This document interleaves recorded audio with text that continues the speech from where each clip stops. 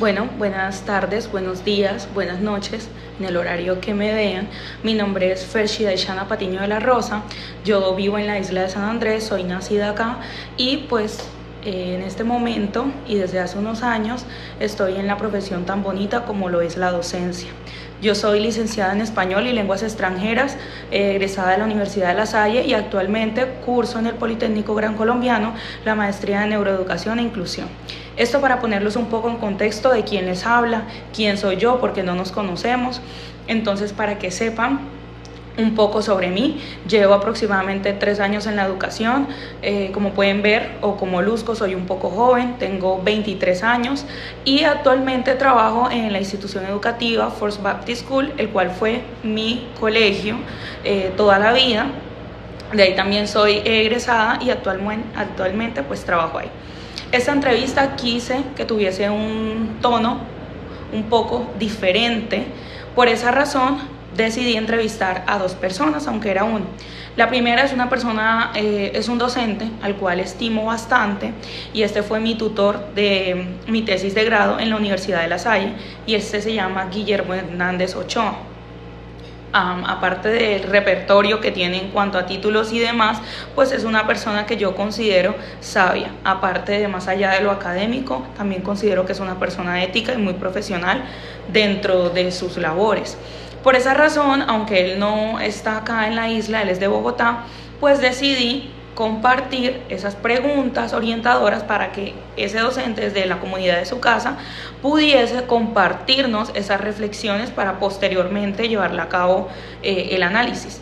Pero adicionalmente quise también compartir este trabajo con un colega que se llama Alberto Prime, que aparte de trabajar conmigo en First Baptist, trabaja en un colegio oficial que se llama Flower Seal. Entonces quise también compartir con él, aprovechando que él es fanático de todo lo que tiene que ver con audiovisuales y demás, entonces quise compartir con él estas reflexiones para en torno a enriquecer como tal mi entrevista y pues hacer también un trabajo ameno. Dicho esto, porque había dicho que quise que tuviese un tono diferente, porque lo más lógico en una entrevista es que esté el entrevistado y esté el que entrevista en ese mismo momento compartiendo. Sin embargo, siento que esto limita un poco la capacidad que las personas naturalmente tienen para expresarse y que lo hacemos de mejor manera cuando estamos solos, ¿sí? O desde una comodidad. Puede ser en nuestra casa, en una biblioteca donde nos sentamos a menos, teniendo en cuenta que pues el ambiente influencia mucho en cómo podemos responder a las diferentes situaciones de la vida. Por esa razón quise hacerlo remoto. Él desde la sala de profesores del colegio Flower Seal y el profesor Guillermo, supongo yo, que desde la comodidad de su casa. Entonces posteriormente pasaré a mostrar las respuestas del profesor Guillermo Hernández Ochoa y seguido a esto encontrarán a Alberto Prime, que les hablarán de forma seguida, casi que ellos autopreguntándose de, de lo que fue un poco este trabajo. No siendo más, acá los dejo con estos expertos en el tema. Reciban un saludo cordial. Mi nombre es Guillermo Hernández Ochoa. Soy profesor de la Universidad de La Salle, de la Facultad de Ciencias de la Educación, y actualmente me dedico a las licenciaturas virtuales, particularmente a la licenciatura en Literatura y Lengua Castellana. Respondo brevemente las preguntas que me ha formulado la estudiante Ferchi Patiño y que espero que estas respuestas breves puedan ayudarle a su trabajo de alguna u otra manera. Bien, la primera pregunta es: ¿qué actividades realiza en el aula de clase, escuela o universidad? En el aula universitaria de clase con mis estudiantes realizo actividades de motivación, de explicación de orientaciones generales a partir de lineamientos institucionales, de acompañamiento, de explicaciones teóricas, didácticas y pedagógicas, de evaluación y actividades de retroalimentación en relación con los saberes y competencias del estudiante. Segunda pregunta: ¿qué creencias, conceptos, opiniones, pasiones y desacuerdos tienen el desarrollo de su propio ejercicio como docente y cómo éstas influyen en su práctica y en la dinámica escolar? Bien, Con mi propio ejercicio docente quería no repetir las historias tristes eh, como docente. Es decir, no guardo buenos recuerdos de mis profesores de primaria y de bachillerato. A pesar de haber sufrido una enseñanza nefasta, esperaba que al hacerme profesor pudiera cambiar esas historias para que los estudiantes vieran en mí un apoyo, una guía en su proceso de formación. Creo firmemente que solo la educación puede transformar la vida de una persona, la única que nos puede sacar de la oscuridad y llevarnos a la luz que es el conocimiento. Quise ser maestro desde mis 12 años cuando cursaba séptimo grado y tuve que elegir por bachillerato normalista o bachillerato académico. Desde entonces amo mi profesión docente porque con ella he construido mi vida, mi conocimiento y un camino para mi familia. La actualización es constante en el ámbito universitario con mayor razón. Las buenas y las malas experiencias han contribuido a la conceptualización de la educación como un campo dinámico, complejo, en permanente cambio y proyección. Esto me ha impulsado a cualificarme académicamente, a participar de grupos de investigación, a la escritura de artículos y al aprendizaje de las nuevas tecnologías, como es el caso de las inteligencias artificiales.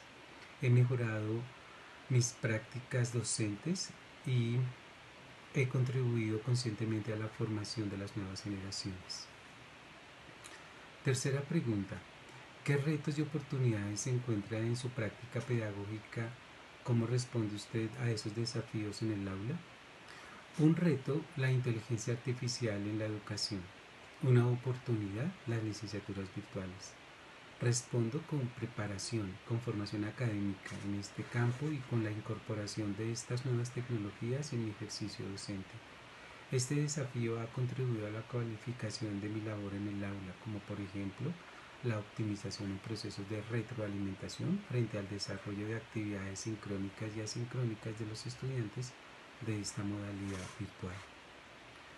Cuarta pregunta, ¿cuál es su estilo o impronta personal de enseñanza? Según ello, ¿cómo evalúa? Mi impronta es que en educación, cuando hay afecto, hay efecto. En el afecto, en el respeto y en la consideración de la dignidad del estudiante debe residir la relación profesor-estudiante. Entonces la evaluación debe ser una valoración no solo de lo que el estudiante sabe per se, sino de lo que el estudiante es capaz de hacer con lo que sabe frente a las situaciones de vida que diariamente se le presentan. Pregunta 5. ¿Qué opinión tiene de la forma en que sus otros colegas enseñan lo mismo que usted? Cuando se comparten los mismos espacios académicos con otros colegas, se piensa y se establece un trabajo colaborativo en el que, a pesar de la diferencia del quehacer docente, se sienta una base común en la formación del estudiante. Por eso la importancia del trabajo en grupo de los profesores para consolidar prácticas docentes pertinentes y responsables. Pregunta 6. ¿Cómo fomenta la inclusión en el aula? El lenguaje es la mejor herramienta para fomentar la inclusión. Hablarle al estudiante con respeto, con educación, con afecto, contribuye en gran medida a la inclusión discursiva, a la inclusión en los saberes y conocimiento compartido, a la inclusión en las costumbres y tradiciones, a la inclusión en la participación y consolidación de la relación interpersonal, es decir, a la inclusión del otro, del estudiante, en un campo humano como es el de la educación. Bueno, estas son mis breves respuestas. Espero que sean útiles de alguna manera u otra en el trabajo de la estudiante Ferchi Patiño. Gracias por la atención. Bueno, hay muchas actividades, creencias, pasiones, desacuerdos, contradicciones que obviamente influyen sobre mí, que son la estructura en los cuales se basan mis clases y mis actividades. Creo que son demasiadas, incluso a veces inconscientes a uno mismo, pero trataré de ser lo más puntual y coherente con lo que ha sido mi experiencia. Primero, yo creo que la base de todo son las creencias. Estas creencias son las que han modelado los conceptos que han quedado conmigo, las actividades que realizo, la razón de por qué los hago. Entonces voy a empezar por ahí. Soy una persona que cree en la opción, o sea, no soy determinista. siento que todos tenemos una opción. Todos no tenemos las mismas opciones, pero todos tenemos una opción donde nos toca elegir. Por lo tanto, a los estudiantes eso se los proyecto en mis clases. ¿En qué sentido? No solo a la realización de las actividades o a la forma como estudian mi área, sino hacia la vida. Siempre los impulso a tener una confianza en ellos mismos de que siempre hay una opción que es viable, una opción que se les hace posible, tanto para elegir como estudiantes, como futuros universitarios, como personas digamos, que hacen parte de una sociedad. Esa es una creencia que yo tengo. Nada está determinado. Tenemos opciones y esas son las opciones que los estudiantes todos los días toman en el sentido de portarse bien, prestar atención, hacer una actividad, responder de una manera adecuada al docente. Entonces, conceptos con los que trabajo yo desde que estoy en la universidad y en mi experiencia, he tenido un buen acercamiento a una parte de la teoría del aprendizaje significativo, que habla sobre todo en esta parte. El estudiante, si no posee una predisposición para aprender, nunca el docente va a poder lograr un aprendizaje o conseguir un aprendizaje significativo en estos estudiantes. Normalmente cuando se estudian estos conceptos del aprendizaje significativo, les gusta resaltar mucho la parte del docente. Hay que ser un motivador, hay que preparar la clase teniendo los preconceptos claros, hablando en el idioma del estudiante y todo este tipo de cosas. Pero desde mi primer acercamiento con esta teoría, el concepto que me quedó, que no es que le quita la importancia al docente, sino que más bien es la limitación que se nos presenta como docentes, el cual es que un aprendizaje significativo, para que pueda realmente existir, debe haber una parte del estudiante y una parte del docente, incluso con el entorno, digamos, los padres de familias y eso. Pero dejando lo básico, hablaría del estudiante profesor. Entonces, esto quizás me limita y quizás me da la tranquilidad que tengo como docente cuando uno hace su trabajo lo humanamente posible dentro de mis capacidades, tanto en conocimiento como las actitudes que tengo, de que hay ciertos estudiantes que si no tienen esa predisposición, obviamente no van a aprender, digamos, lo que yo les he querido enseñar. Entonces, ese es un concepto con el cual yo trabajo mucho.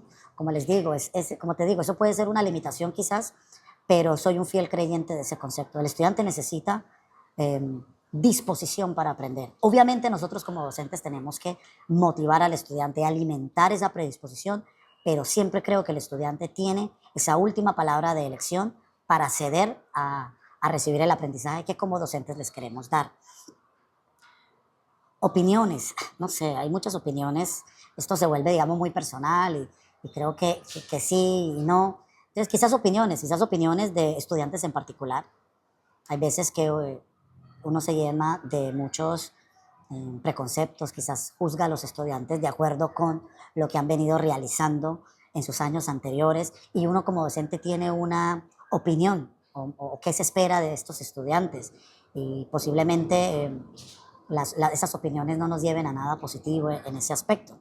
Digamos, desde el punto de vista pedagógico en cuanto a la enseñanza, yo tengo unas opiniones de que el profesor tiene que ser muy activo en sus clases, no puede olvidar la parte conceptual. Hay veces cuando, por ejemplo, hablando con compañeros, se centran mucho en las competencias y quizás esas competencias han quitado un poco esa parte formal. Hablo digamos, desde mis áreas, que es matemáticas y física.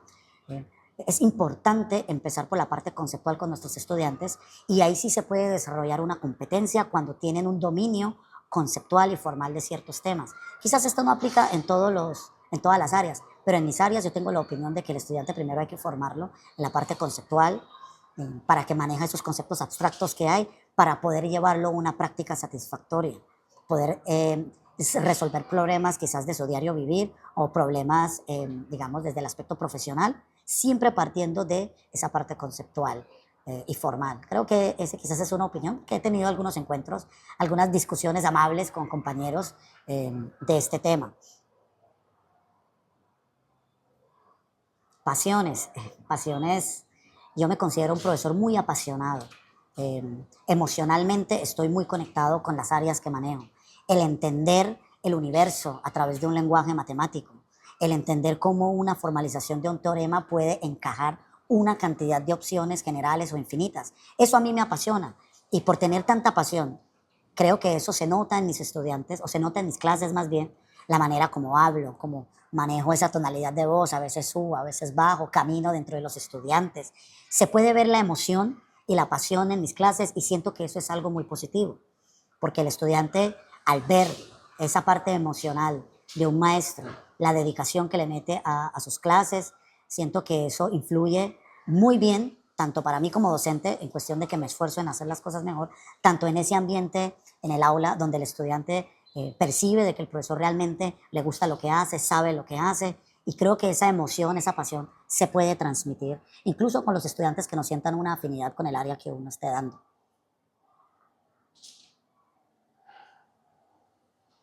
Bueno, retos y oportunidades. Los retos y oportunidades aparecen cuando hay un problema. Y en el aula hay muchos problemas.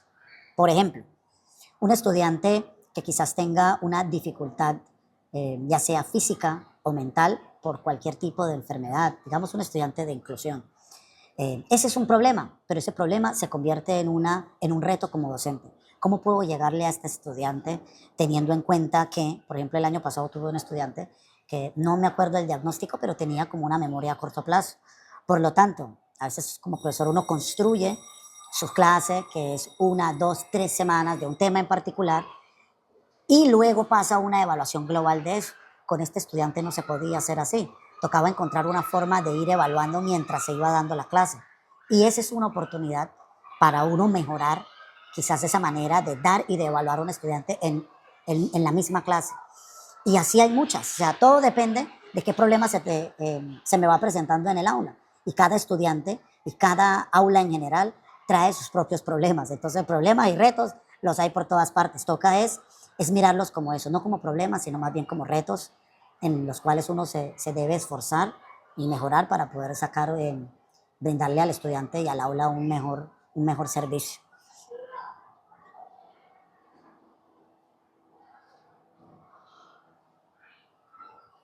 A ver, ¿qué estilo tengo yo?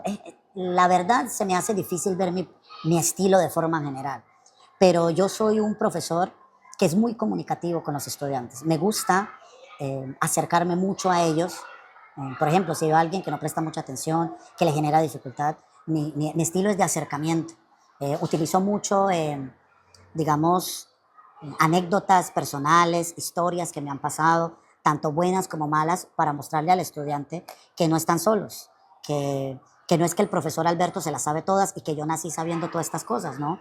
Yo he pasado por un proceso, unas dificultades, y me gusta colocarme a mí a modo de ejemplo siempre. Incluso hoy le di una anécdota de mis estudiantes, voy a tratar de ser lo más puntual posible. Séptimo grado tuve una profesora de español, mi escritura era pésima, ortografía, tanto, digamos, el entendimiento de las letras eran malas. Ella me invitó a mejorar esa letra, trabajar caligrafía, cosa que no hice. Y años después en la universidad, séptimo semestre de mi carrera de licenciatura, empezamos a dar clases entre nosotros los compañeros y el profesor miraba, digamos, esa práctica pedagógica. Y ahí fue fatal para mí. ¿Por qué? Mi letra era absurda, fea, malos, digamos, errores ortográficos, mal manejo del punto, del coma. Entonces ahí me di en la tarea de tener que volver a aprender esas cosas que una profesora me había ofrecido años anteriores y el cual no aproveché en el momento. Por lo tanto, yo utilizo eso mucho para mostrarles que quizás en este momento, este tema en particular que esté dando o la materia que esté dando no es de su agrado total, pero uno nunca sabe dónde va a estar, qué va a hacer, qué va a estudiar. Entonces es echar mano de todo lo que hay: matemática, física, educación física, español, filosofía, ciencias políticas, porque en algún momento en sus vidas quizás les pase como yo. Y si no lo aprovechan ahora, van a tener que hacer lo que yo hice en ese momento, que fue reaprender esas cosas.